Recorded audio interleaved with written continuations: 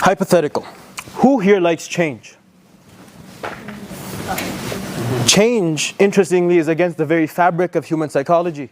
Change is the difference between life and death. Change is the difference between hunger and being fed. Change is the difference between success and failure. But above all, and the reason I'm here tonight, change doesn't happen by accident. Change only happens because people like me and you make it happen. A few years ago, I found myself looking at the world spiral into death, destruction, chaos, sadness, genocides, wars, etc. And in those moments, I felt like I had no power, I had no leverage. There was nothing I could do to change the world. There was nothing I could do to make the world a better place. But it's also in moments like that where you remember the story of the farmer who planted a single tree during a famine. A seemingly small, tiny piece of action. However, that tree grew. It grew stronger, it grew taller, it dropped seeds of its own, it created trees around it, it grew a forest. The forest created roots, the roots created soil, the soil brought water. Suddenly, that seemingly small, tiny piece of action is no longer a small, tiny piece of action, but a much smaller start and an action towards a much larger movement that changed the entire landscape and the future of that area. That is the power of change. That is change happening. In the land of metaphors, think of change as a rock or a pebble dropping in water. The initial splash is the individual action that starts change. That's when change begins. However, no change actually takes place in that moment. From that moment onwards, the ripples and the waves heading away from that area is change happening, is change transforming. In that moment, change has the power to get much bigger or die out entirely. That is collective change. That is being built on the backs of others, of others and the people who support or degrade that change. Finally, the real change happens when those waves make landfall. That is when the beach changes. That is when the landscape of the area changes. And that is when real, true lasting change finally happens. So to recap, individual action, collective action, and then the reaction of those actions. Saying that, who here has looked at a situation and said, I wish someone could do something about that. I wish someone could help that person out. I wish someone could stop that war. I wish someone could save that country. I wish someone could fix the pothole down the street, for all I know. Well, ladies and gentlemen, tonight I'm not here to pander to your egos. I'm not here to make you feel better about yourself. Frankly, I'm here to give you a stern and a stark reminder. It is your job to create change. You do not have the right to pawn it off to someone else. You do not have the right to say, this isn't my problem. It is your job to create change. It is your responsibility to cause and create change. And tonight, allow me to explain exactly why. It's your job and how we have the power to create change. Who here knows Al-Khwarizmi? Without him, we wouldn't have cars, computers, mathematics, technology, all of that. We would have none of that without Al-Khwarizmi. But what made him so special? What made him a superhero? What made him so smart? What made him who he is? I'll tell you exactly what made him that.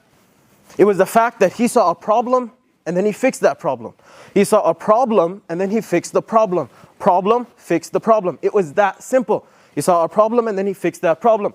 Al-Khwarizmi, while trying to figure out Islamic inheritance laws, couldn't. He couldn't. That was the problem.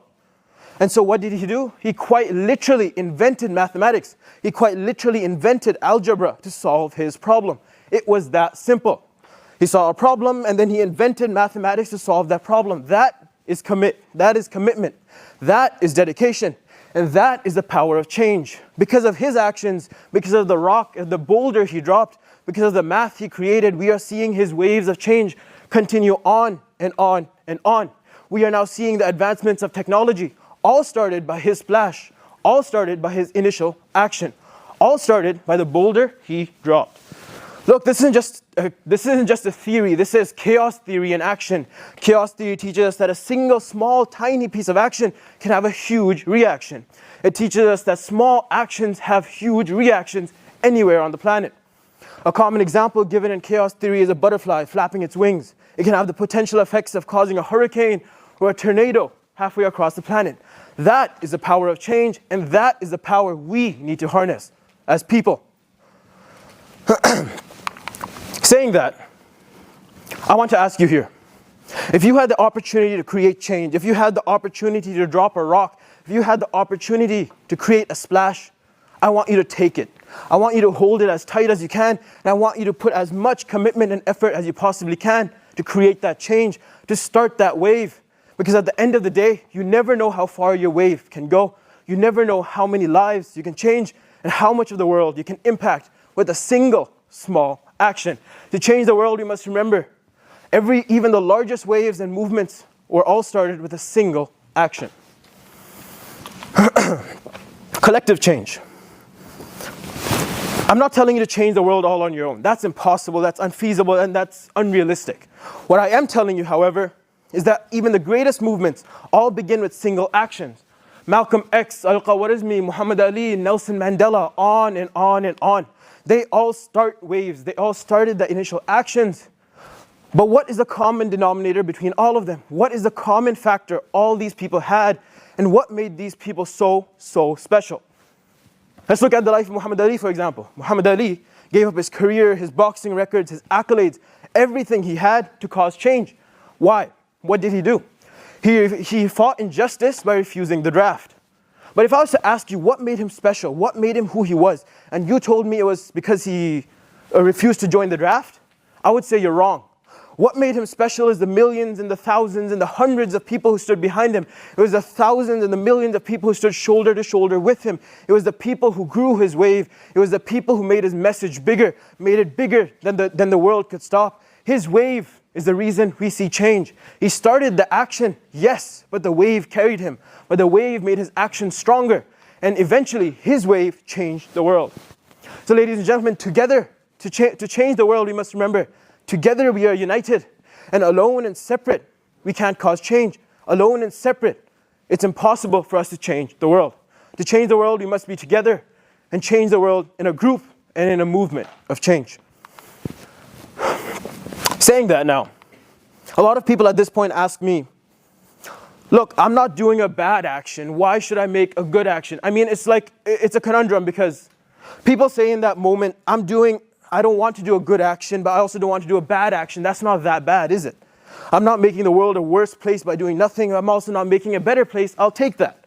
But to you, I say, that is the definition of inaction. That is the definition of inaction. And inaction has the power to destroy. Inaction will destroy. And there's no better example of this than BlackBerry. Who here owns a BlackBerry? Genuinely, who? Okay, there's one. One, that's it? One person owns a BlackBerry. What if I was to tell you that at one point BlackBerry was once a dominant market? It was a dominant market head. It held a huge amount of market power. It held a huge amount of revenue. It was the company. It was the company that was selling a phone. It was the technology of the time. What happened? What happened? I'll tell you exactly what happened. In the early 2000s, their CEO, Mike Lazardis, was shown a prototype of a phone a different company was producing. No keyboard, just a screen. And in that moment, Mike Lazardis had the choice. He had a choice to move forward. He had a choice to take action. He had a choice to move his company into the future. But he didn't. In that moment, he said, and I quote, "It's just a toy." The fate of the multi-billion-dollar company was sealed. It would go on to lose all its market share while Apple would continue to dominate and continues to dominate to this very day. That is the power of inaction. However, here's the twist.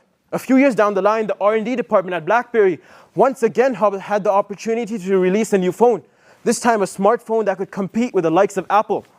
And in that moment, they had one more chance, one more critical opportunity to change the world, to change their entire company. In that moment, they hesitated. They failed. In that moment, they refused to launch. In that moment, they were scared, frozen, paralyzed in fear. In that moment, they lost their entire company. Ladies and gentlemen, I want you to learn one thing from this. Inaction is not action. Inaction has the power to destroy. Inaction does destroy. BlackBerry didn't die from bad decisions. It died from no decisions. That is the key difference. And so I want you to learn one thing. Inaction is the scourge of nations. Inaction is the scourge of companies, morals, ideals, hypotheticals. Inaction has the power to destroy everything it touches. So for us to change the world, we must remember we have to act in our moment before that moment is gone forever. Saying that, why am I up here? Why am I on the stage? Why am I talking to you here? Why am I interacting with you guys? Why am I giving this speech? I started off this speech by saying change doesn't happen by accident, it only happens because people like me and you make it happen. I also started off this speech by saying I was watching the world spiral into death, destruction, chaos, genocides, wars, etc. And in those moments, I felt like I had no power, that there was nothing I could do to change the world. There was nothing I could do to make the world a better place. And for that, I'll tell you, that is why I'm here. This speech, this moment, this talking is me dropping a rock. This speech is me dropping a rock and creating a splash. This is me trying to change the world. This is me doing the individual action that starts the wave.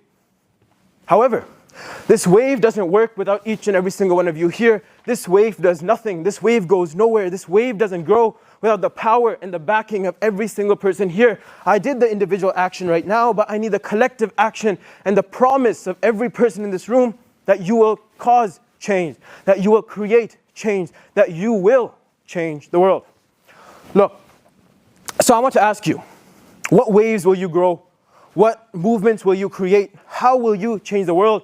How will you make the world a better place? How will you change the world? For us to change the world, we must remember a few things. We must remember one. We must remember who we are. We are one. We are one people. We are one civilization. We are one community. We are one ummah. We are one humanity. Linked by purpose, bound by responsibility.